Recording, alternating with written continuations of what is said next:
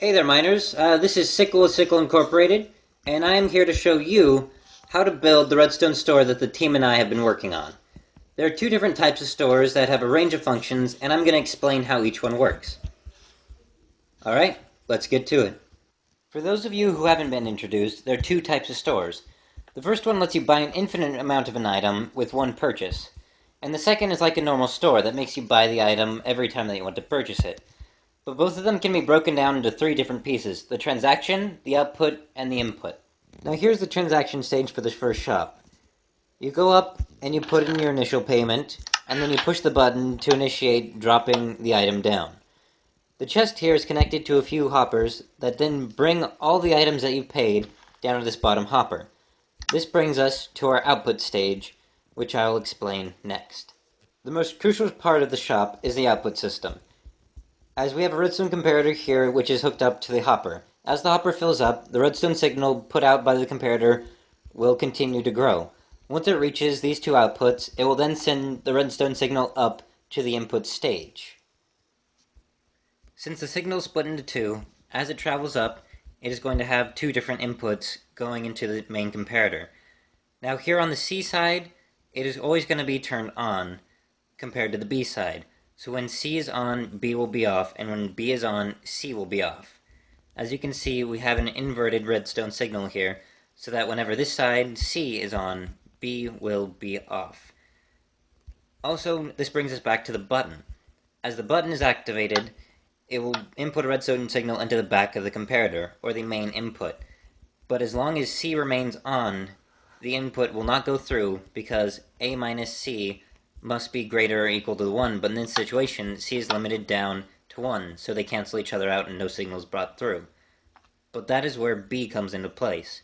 As you put in the right amount of items into the chicken, it will also unlock the signal and it will activate B and C, and they will be reversed, turning on B, which has a length of 3, and allowing A to pass through and activate the dropper. Thus, the system is complete. To recap on the first shop, you put in the initial amount given, and it flows through the different hoppers to the very bottom where it is measured by a comparator. That comparator signal will get stronger and stronger until it activates these two inputs. Now the inputs will be reversed. C will be equal to A while it is turned on, and B will be at least the difference between A and B to equal this output to activate the dropper. So let's put in the payment, and keep in mind that the bigger the payment, the longer it will take to activate. So the higher the price, the longer it's going to take.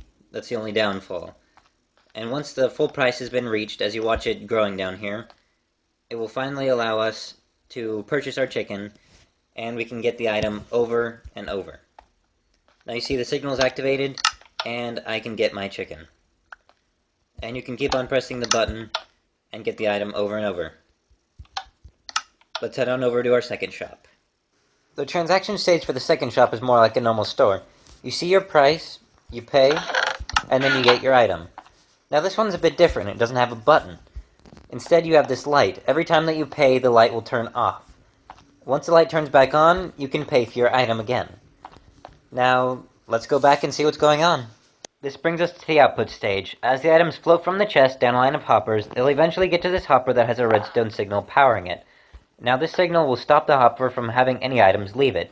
This allows the comparator to read the amount of items inside. As the items increase, the comparator signal will also increase until it reaches this point. Once it does, it'll break into two branches. The first will go up into the input stage, and the second will go around in a slow redstone clock, which will eventually turn off this redstone torch that is powering the hopper.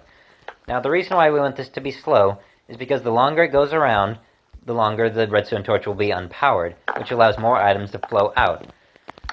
This is what controls the price. As the slower it goes around, the higher the price will be because more items will flow out.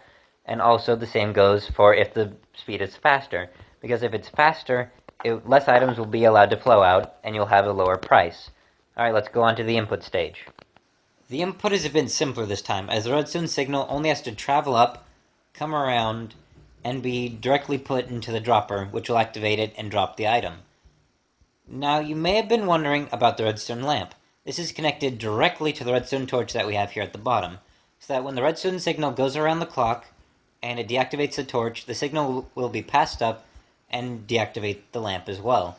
And the same goes as when the signal fades and disappears, the lamp will turn back on. This is what lets us know when it's ready and its full cycle has gone around. There's one more bit of information that you need to know, and that's the trash disposal unit. It is what unclogs the system after somebody has thrown in a whole bunch of items that don't need to be there and aren't part of the currency. So let's talk about that a little bit. Although it is not necessary, the trash disposal makes a wonderful addition to the shop system. That is because it takes any items that aren't supposed to be and unclogs them from the system, because too many items that don't match up with the currency will clog it up.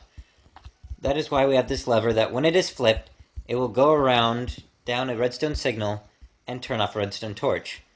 This torch is one of the most important parts because it keeps a redstone signal powering a hopper, not allowing it to drain items from the hopper above.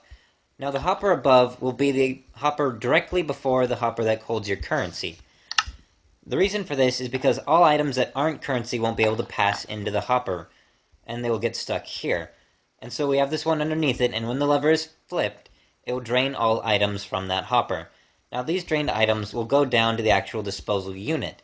This disposal unit consists of a simple dropper and a redstone clock created from two hoppers.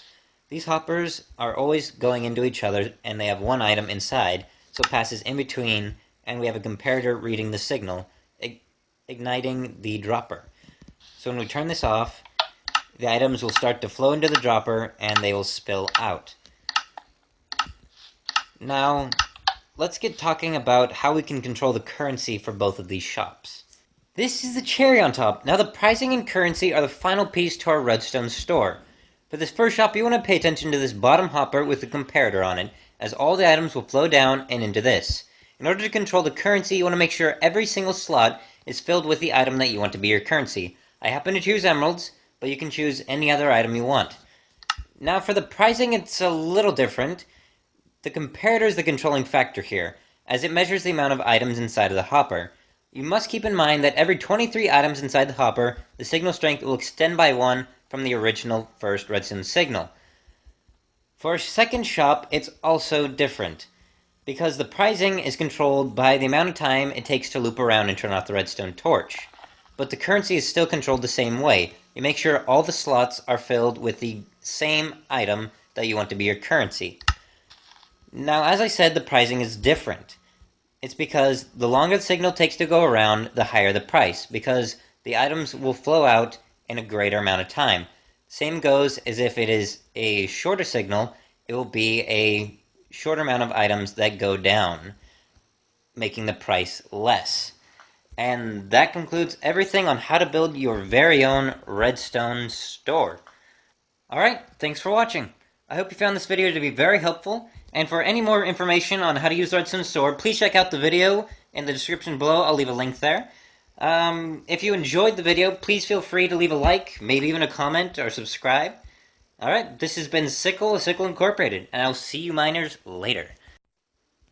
Oh, and by the way, for those of you who learn more visually, I prepared a little time-lapse video of building both of the stores. Enjoy!